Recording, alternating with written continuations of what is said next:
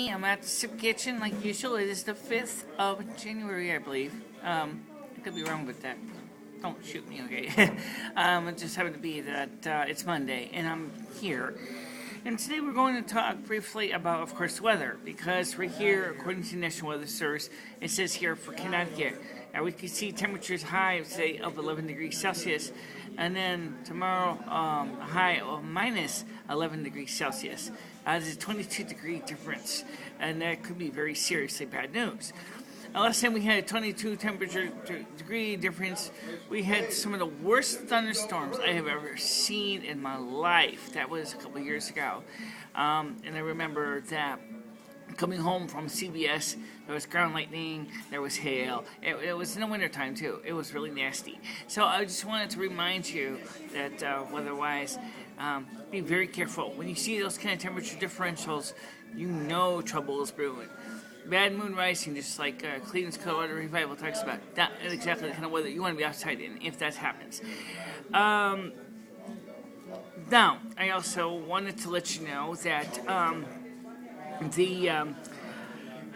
I looked at the situation with the different microphone connections, and I found the proper impedance matching transformer for the pile.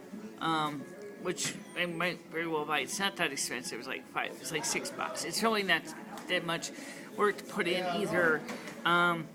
Let's see. It looks like I would need some heat shrink tubing, a little bit of solder, and a little bit of time. It's pretty simple. It's got leads on it, so I wouldn't have to worry about reinventing the wheel. The problem is we don't know if that's entirely the whole problem here. But I think it definitely would help. Now, in the case of me and Lummy were kicking this ball around the court a couple times, which was what about the use of a mixer? I looked at the Shure M68. It's still one of my favorite choices. It's got a lot of things going for it. It definitely is vintage mixer. It's got a little bit of a preamp in it. It's not really wicked loud preamp, but it's enough that it can make 60 dB gain, which can make a big difference. It's like 6 for some things, like microphones especially. Some microphones really need all the gain you can get at it. Other microphones, not so much. The SM57 doesn't really need much more gain than it's got. As my mixer right now, I'm using it on. Clearly is doing pretty good. It's 7.5 on the slider, so it doesn't have dB numbers on it. So it's about 7.5 on the SSM 1250, and in the microphone is about 15 centimeters from my mouth, and I get good swing on the meter, good peaks. That's just what I want anyway. Now, in the case of mixers, I said to myself, I got a whole drawer for 12AX7 tubes. Which are used for preamplification. Why not build my own custom homemade mixer with the inputs and outputs that I want? The whole idea here is that I started out with a basic design. Looking at the Shure schematics, I can see that they only show one circuit. It's actually set up is what they call blocks. The same thing can be done with the 12AX7 tube. No problem. Just one tube per channel. So you can have, because each tube is a double triode, okay? Which means that you can preamp the first section and then send the output to the second section. And if it's done right, there won't be any kind of crosstalk or noise. If it's done wrong, well behold. You poor person who gets stuck with the wrong connections. Okay, obviously to go between balance and unbalanced, because unless you're going to set up a push-pull preamp stage, you're going to just need one tube per channel. If you're going to go preamping it and you're going to use phase, say going right straight from XLR to input stage, the tube, you may not need to worry so much about the preamp. However, with isolation. However, since we're talking about 240 volts DC plate voltage, I think you might want to consider electrical separation for safety's sake.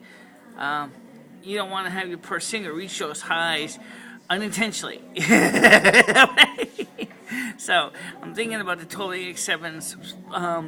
Maybe make I don't know if they call it a strip amplifier or not, but basically it's a preamp with a output gain control. So it acts kind of like the tube amp MP Studio, but a little bit less, sophisticated. It would still have an input gain control, but it would still have an output control. But after that, it would be all tube logic, no transistors at all. Because after all, we're talking about voltages that are pretty self-satisfactory. We don't need to really preamp it too much. I mean, we don't need to have big 6BM8 tubes in there, or the ECC82s, or even the EL34s. I mean, it's not that big. Okay, it's just, actually ECC82, I think it's the European standard for totally X7. So you see, I'm going to try to do a couple different things this month for projects, but I want to watch my budget because I told my case manager I was going to save some money for on my credit cards, so I don't want to go out there and blow the wad. You know what I mean? Fixing the hum and the pile would be great. So I'm going to work on first, which is easy enough to do, and then after we get the pile fixed up and working properly, we can go to the next stage, which is to see about adding more, creating more projects. I wanted to build a tube amp for years. I never got a chance to. I got some parts and never had a chance to finish it.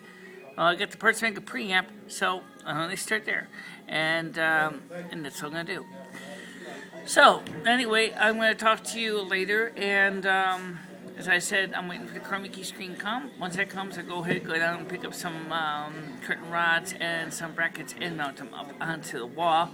That way I can slide it out of the way when I'm not using it, and I won't have to worry about putting any more thumbtacks in the wall. Which, because it's plaster, it's a pain to do. So I guess that's it for now. Talk to you soon, guys. Bye-bye.